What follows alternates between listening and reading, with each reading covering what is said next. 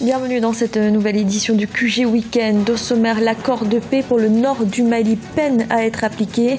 Plus d'un mois après sa signature, certains groupes armés retardent la formation du comité de suivi. Le président de transition burkinabé Michel Kafando était en visite en Côte d'Ivoire. Il a été question de la coopération économique et de la préparation des élections d'octobre prochain. Et au Togo, les zones franches stimulent le développement des activités de transformation et de services. Elles offrent également un cadre favorable à l'exportation. Mais tout d'abord, le Bénin célébrait ce samedi le 55e anniversaire de son accession à l'indépendance. Le président nigérian Muhammadu Buhari, convié par son homologue Boni Yayi, était l'invité d'honneur des festivités qui s'est déroulées à Cotonou. Il y a exprimé sa gratitude pour l'envoi par le Bénin de 800 soldats pour combattre le groupe terroriste Boko Haram. Au Mali, plus d'un mois après la signature de l'accord de paix, certains groupes armés remettent toujours en cause le texte. Certains retardent même la formation du comité de suivi. Une impasse qui met aujourd'hui en péril le processus de pacification du nord du pays. Ibrahim Ndiaye. L'application effective des accords de paix concernant la fin du conflit dans le nord du Mali traîne. Signé le 20 juin 2015 par le gouvernement malien et la coalition des mouvements de l'Azawad, la feuille de route peine à être matérialisée. Le règlement intérieur, le financement et le calendrier de mise en œuvre de l'accord ont été adoptés le 21 juillet 2015, mais l'accord est confronté à plusieurs obstacles, notamment la composition des membres du comité de suivi de l'accord. On a mis du temps pour mettre une commission en place, une commission qui doit s'affairer pour la mise en œuvre de cet accord. La commission d'abord a traîné pour sa mise en place, ensuite un règlement revoté, mis en place finalement, mais réellement sur le terrain, les forces ne sont pas désarmées.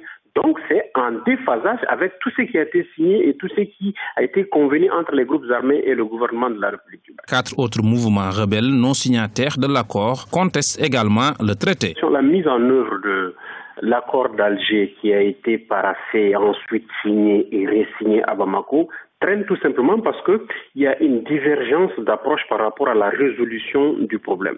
Dans cet accord d'Alger, il est dit que 2 mois après la signature, il faut que les forces, les hommes en armes soient cantonnés et désarmés. Pour sortir de l'impasse, des voix s'élèvent afin de faire signer l'accord aux mouvements non signataires. Elles prônent également leur intégration au sein de la CMA, la coordination des mouvements de la ZOAD ou de la plateforme des mouvements républicains du 14 juin 2014. L'opposition burundaise s'est choisie un leader. Il s'agit de Léonard Nyangoma. Après la présidentielle contestée qui a vu la réélection du chef de l'État Pierre Nkurunziza, les opposants s'étaient rassemblés pendant 2 jours à Addis Abeba en Éthiopie pour tenter de se réunifier. Et c'est chose faite puisqu'ils se placent désormais sous une seule et même bannière, le Conseil national pour le respect de l'accord d'Arusha et la restauration d'un état de droit au Burundi. Le président de transition burkinabé Michel Kafando a quitté la Côte d'Ivoire. Il y a effectué une visite de travail de 2 jours. Il a notamment été question de la coopération économique entre les 2 pays, mais également de la préparation des élections d'octobre prochain. Un reportage de notre correspondant Olivier Conin. Relation au beau fixe entre le Burkina Faso et la Côte d'Ivoire. Au menu des entretiens avec le président ivoirien Alassane Ouattara, les élections au Burkina Faso devant mettre fin à la transition. Le Burkina Faso et la Côte d'Ivoire ont signé en 2008 un traité d'amitié et de coopération. Il consacre l'étendue de leurs relations et les liens séculaires entre les peuples des 2 côtés de la frontière. Il n'y a pas de difficulté entre le Burkina Faso et la Côte d'Ivoire, a affirmé le président burkinabé. Entre la Côte d'Ivoire et le Burkina Faso, il ne saurait y avoir de problèmes, de difficultés. Je le dis parce que beaucoup se sont plu à interpréter le fait que le président de la transition ne soit pas venu ici depuis longtemps comme étant un signe de difficulté ou d'incompréhension. Je le dis tout net, entre le président Dramane Ouattara et moi-même, il n'y a pas de problème. Entre le Burkina et la Côte d'Ivoire, il n'y a pas de problème. Les relations économiques entre les 2 pays sont très importantes. Le port d'Abidjan est le principal débouché du commerce burkinabé. La Côte d'Ivoire fournit également de l'électricité à son voisin du Nord. Nous avons évoqué aussi l'importance des relations commerciales entre le Burkina et la Côte d'Ivoire, marquée par des échanges commerciaux importants qui se chiffraient à 290 milliards de francs CFA en 2014. Le Burkina est ainsi le 10e partenaire commercial mondial de la Côte d'Ivoire.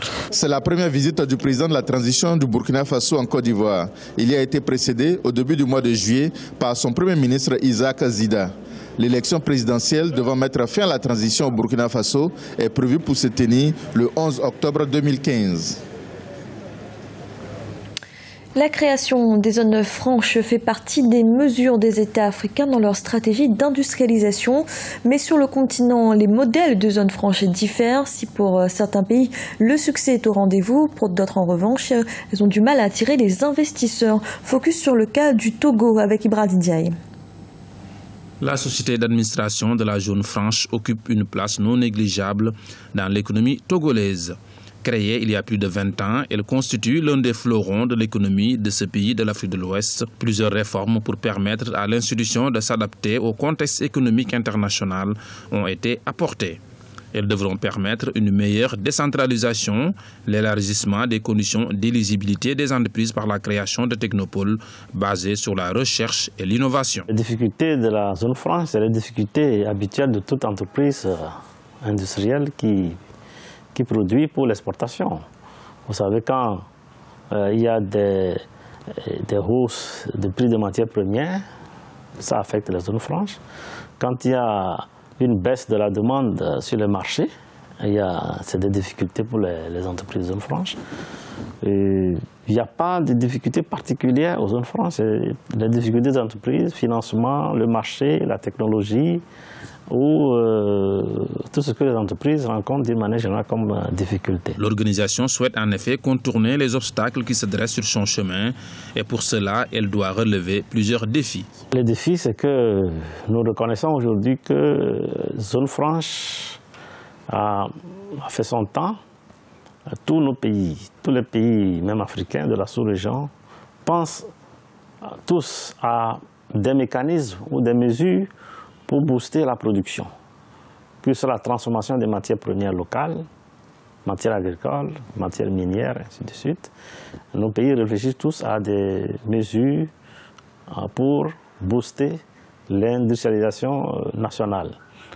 Donc nous ne parlons plus forcément de zones franches, mais nous parlons de mesures, d'un mécanisme pour pouvoir aider les entreprises à produire facilement, à vendre sur le marché local et à exporter aussi. Rappelons que la zone franche du Togo a un nouveau statut adopté le 22 juin 2011 par l'Assemblée nationale. Elle offre aujourd'hui plus de 10 500 emplois avec une masse salariale d'environ 6,7 milliards de francs CFA. Et sachez qu'au Zimbabwe, après la mort du lion Cécile qui avait provoqué un véritable tollé, les autorités ont annoncé un durcissement de la réglementation sur la chasse. La chasse aux lions, aux léopards et aux éléphants dans les aires bordant le parc national de Hwange est suspendue avec effet immédiat. Le Zimbabwe a par ailleurs réclamé vendredi l'extradition de Walter Palmer, le dentiste américain accusé d'avoir tué ce lion début juillet, spécimen protégé. C'était le journal de la rédaction. Merci de l'avoir suivi. Retrouvez dans un instant une nouvelle édition de l'information.